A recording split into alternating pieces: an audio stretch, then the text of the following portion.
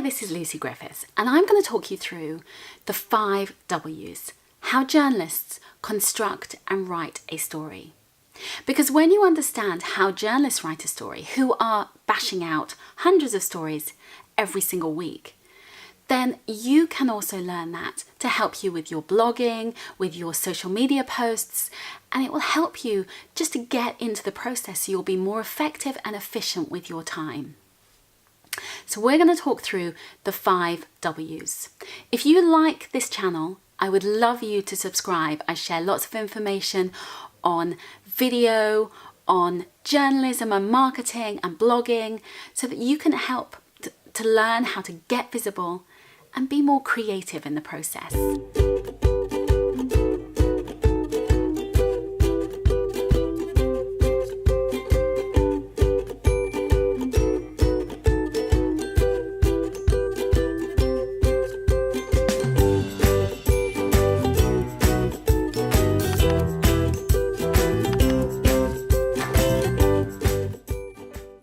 Hi, welcome back. We're talking through the 5 W's: who, what, where, why, and how. We're going to start with the first one, who you are. This is a key question, who you are. Explain to your audience who you are, what the story is about, and if you're able to convey that succinctly and carefully. So who the person is, if you're talking about someone else, or if you're talking about yourself, who I am, what you stand for, and a little bit of background about you.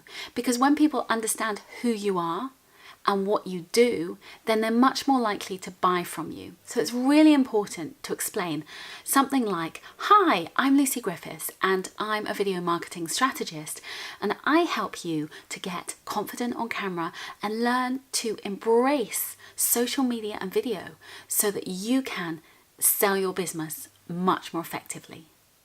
So therefore you're explaining a little bit about what you do, and they understand your background, they understand where you come from. Where do you come from? This is really important when you're explaining a story. So if you were writing about someone else, you would explain where they live, what they do, all of those key factors. When it comes to you and your blog posts, it's really important to kind of make sure that you get your knowledge and expertise into the blog posts so that people understand that you know your stuff. So for me, I'm always trying to relate it back to the fact that I have 20 years experience in television production and video and journalism, so that gives me a standing where it's like I have credibility.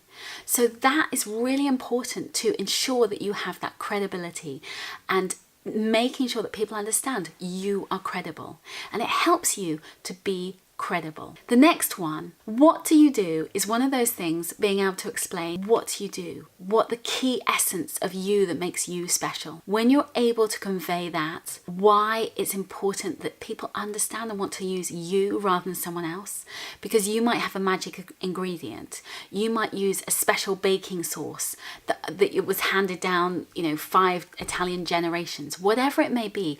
What is your secret sauce? The thing that makes you special. And when you have that secret sauce, it means that actually other people want to get to know you, because they think, oh wow, she looks like someone who is really, she knows her stuff and she's good at what she does.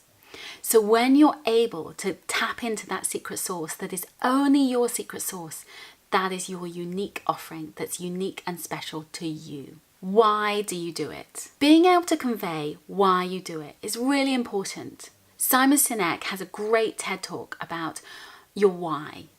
And being able to convey your why, your inspiration, your motivation for doing something, brings people along for the journey. So for me, my why was setting up a business was because I didn't want to be away from my son. I traveled a lot in the world of journalism, and I loved my job as a journalist. I was absolutely passionate about it, and I loved helping people by telling their stories. And I work particularly in issues of conflict and really tough stories, where it was very much about working with refugees and people who really needed a voice, and I helped shine a light on their story.